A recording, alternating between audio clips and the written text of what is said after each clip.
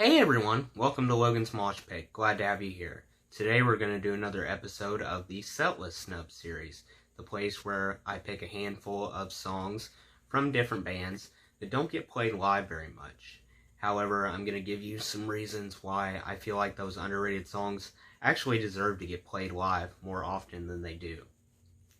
If there's a specific band you guys want me to talk about in a future episode of this series, feel free to leave a comment down below. I'll check your feedback. Today we're going to discuss a few underrated songs from Tom Petty and the Heartbreakers. So Tom Petty was an immensely gifted musician, extremely talented, and was also well versed with music videos as well. During his lifetime, he connected with several famous stars, including Don Felder from the Eagles, who took Petty under his wing and taught him how to play guitar, showed him the ropes. Tom Petty was also, throughout his life, 1/4 of the supergroup called the Traveling Wilburys, alongside George Harrison, Roy Orbison, and Jeff Lynne. So now let's review, like we always do, some reasons why all bands, not just this one, decide to play certain songs live and leave other songs out. So the first reason is that casual fans simply aren't interested in deep cuts. They tend to place far more emphasis on biggest hits that a band puts out there. In the case of Tom Petty and the Heartbreakers, you have Free Fallin', I Won't Back Down, Running Down a Dream, off Full Moon Fever solo album, and Mary Jane's Last Dance off the Greatest Hits album. So radio stations mercilessly jam those songs down our throats almost constantly, to the point where you get sick of those songs. So the next reason is that there's a lot of pressure from fans and also within the band to play their most popular songs live to keep the fans happy. They realize that if the fans leave a concert happy, if they're satisfied with what they heard, then they're probably going to come back to another show on the tour. So the next reason is that some albums perform worse compared to others within the discography, so songs from those albums are unlikely to receive any attention at concerts. Songs off those albums probably won't be a staple of the set list very often. For example, with Tom Petty and the Heartbreakers, The Last DJ, Let Me Up, I've Had Enough, Long After Dark, those albums weren't as well received as others. So the next reason is that sometimes a band despises a particular song, so they avoid it at all costs if they can get away with it. The final reason, and possibly the most important, is that casual fans just outnumber the amount of hardcore fans. So the band will listen to what the casual fans say and cater to their needs instead of the hardcore fans. No matter how hard the hardcore fans try, they won't be able to make their voices heard above the casual fans. So now let's go over some stats that I collected off Setlist.fm. If you're not familiar with Setlist.fm, all you have to do is go to Google and type in the name of the band that you're interested in knowing more about. Then immediately put tour statistics right after that. Click on search, then click on the first result, and it'll take you to a website that lists all their songs in descending order from most played live to least played live. Even has all the cover songs included. It also gives you information about their tours, their albums, pretty much everything you ever wanted to know and more about a particular band. So I'll put a link in the description to Setlist.fm if you're interested. So on Setlist.fm, according to their website, the most played live song during the history of Tom Petty and the Heartbreakers was American Girl. This song was performed 762 times by them, which translates to 163,830 seconds, or, to make it easier to understand, 1.9 days if you listen to this song non-stop 762 times. That's how long it would take you to finish that song if you listen to it 762 times, 1.9 days, without any breaks, non-stop. So now let's move on to the underrated songs that I selected for this video. The songs that Tom Petty and the Heartbreakers basically pushed aside. They didn't want to play those songs during concerts. I noticed there were a ton of different answers on feedback on forums and even other websites when discussing underrated Tom Petty songs. It seemed like a lot of people couldn't agree on which songs were underrated because there were so many. It seemed like a lot of people were unhappy with the set list.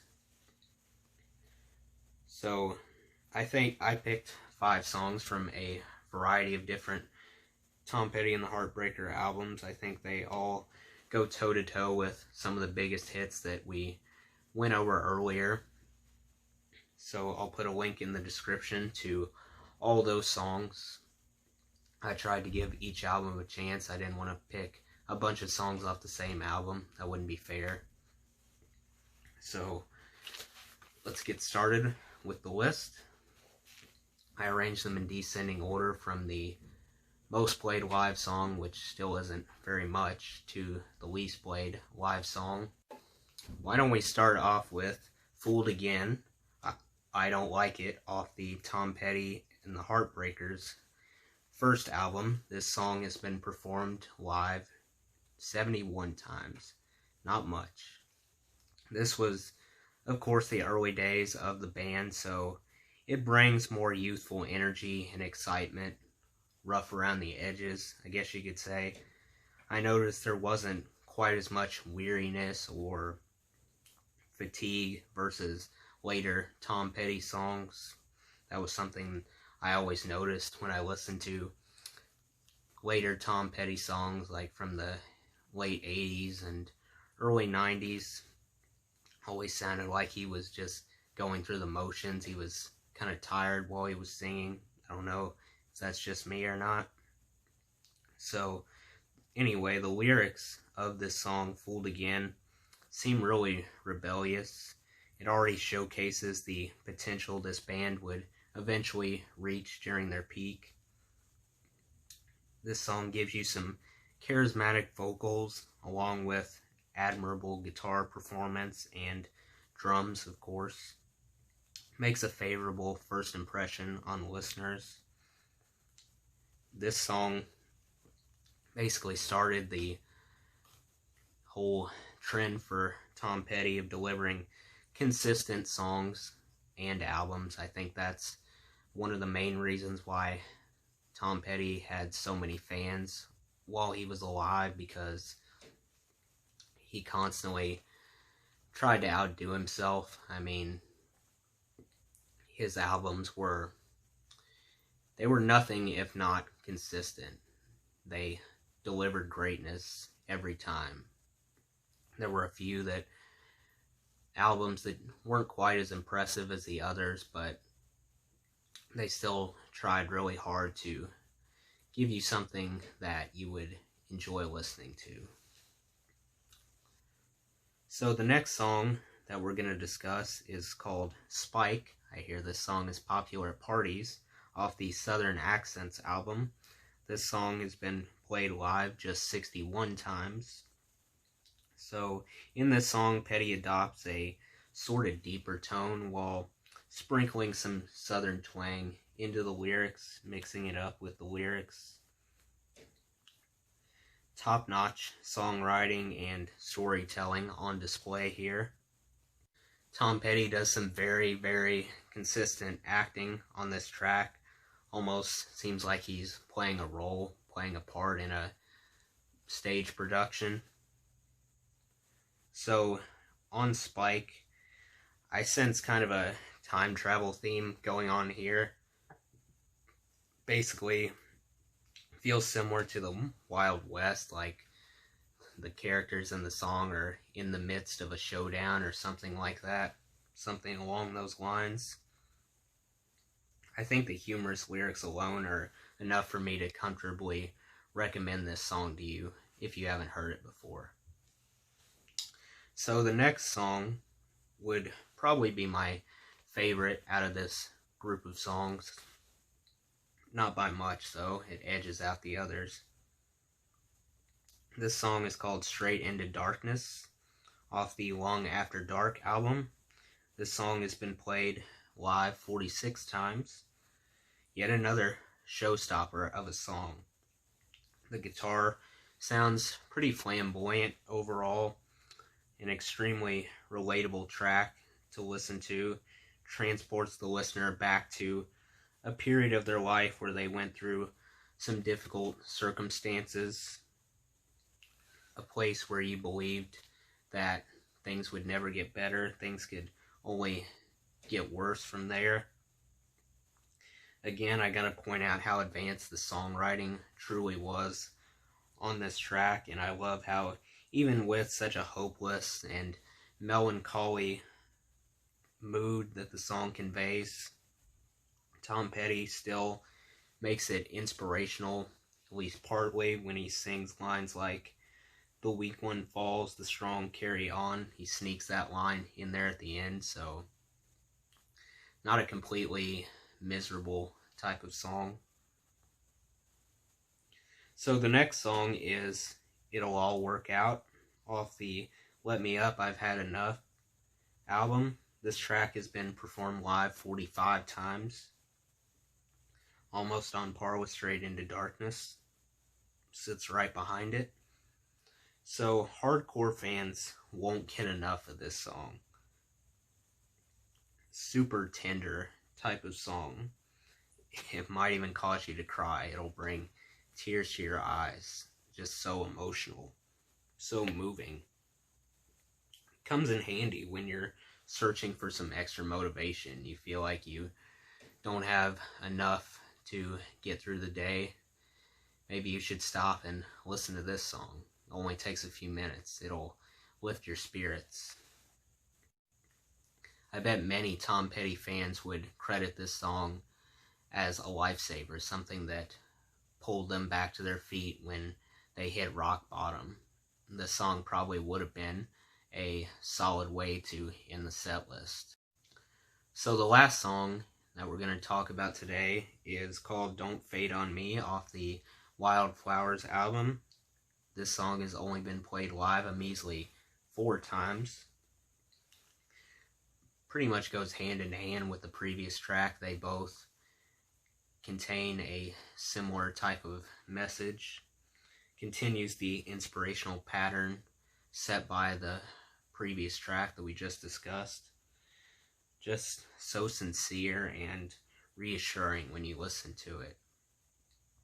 Almost like you're being wrapped in a hug when you listen to the song. Only way I can describe it and do it justice. It's hard not to like this song, along with all the others. That's the end of my list. To be honest, I was pretty disappointed that I was only allowed to choose 5 underrated Tom Petty and the Heartbreakers songs. There were so many more that I neglected to mention, songs that are underrated that I desperately wanted to squeeze onto the list. Especially Echo, Echo, Echo, Echo, Echo. I really love that song, so Echo would be an honorable mention if you would like. There are many other underrated Tom Petty and the Heartbreakers songs, so be sure to leave a comment and let me know which underrated songs I missed. That does it for today's video, guys. I hope you enjoyed. Make sure to like, comment, and subscribe if you haven't already. I really appreciate the support. I'll see you next time. Until then, rock on.